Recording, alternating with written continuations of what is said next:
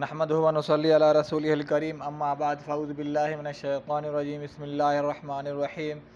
ان اللہ و ملائکتہ یصلون علی النبی یا ایہا الذین آمنوا صلوا علیہ وسلموا تسلیما اللہم صلی علی محمد وعلی آل محمد کما صلیت علی ابراہیم وعلی آل ابراہیم انک حمید مجید اللہم بارک علی محمد وعلی آل محمد کما بارکت علی ابراہیم وعلی آل ابراہیم انک حمید مجید۔ میرے بہن بھائیو، میرے ویلوگ میں آپ سب کو خوش آمدید۔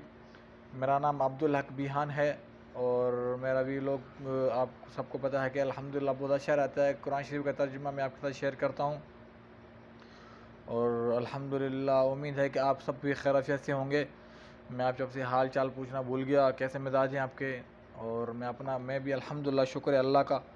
مدینہ منورہ میں الحمدللہ اللہ کی کرم نوازی سب خیر عافیت سے الحمدللہ۔ تو ویلوگ کو آگے بڑھاتے ہیں، قرآن شروع کرتا ہوں قرآن شریف ترجمہ۔ سورہ بقرہ کی 211 آیات سے لے کر 215 آیات تک انشاءاللہ سورہ بقرہ۔ جن لوگوں نے کفر کیا ان کے لیے دنیا کی زندگی سجا دی گئی ہے اور وہ ان لوگوں سے مذاق کرتے ہیں جو ایمان لائے ہیں، اور جو لوگ متقی ہیں وہ قیامت کے دن ان سے بلند مرتبہ ہوں گے، اور اللہ جسے چاہتا ہے بغیر حساب کے رزق دیتا ہے۔ لوگ پہلے ایک ہی امت تھے، پھر ان میں اختلاف پیدا ہو گئے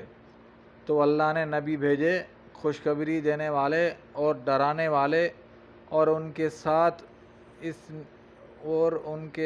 اس نے برحق کتاب نازل کی تاکہ وہ لوگوں کے درمیان ان باتوں کا فیصلہ کرے جن میں انہوں نے اختلاف کیا،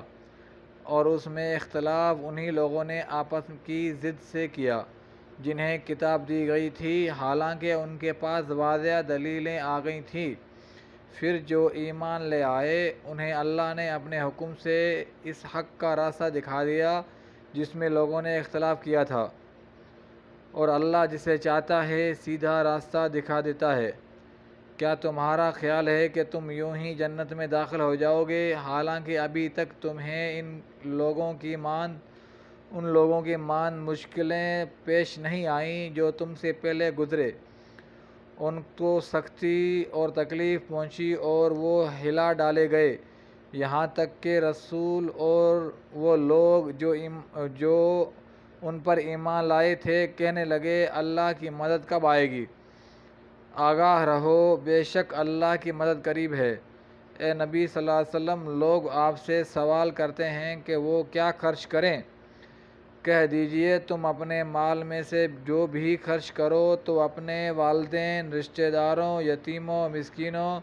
اور مسافروں کے لیے خرچ کرو،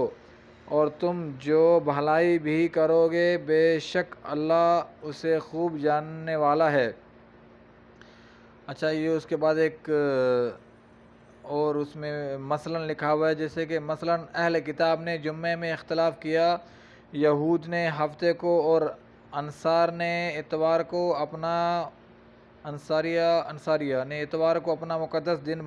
دن قرار دیا، تو اللہ تعالیٰ نے مسلمانوں کو جمعے کا دن اختیار کرنے کی ہدایت دے دی۔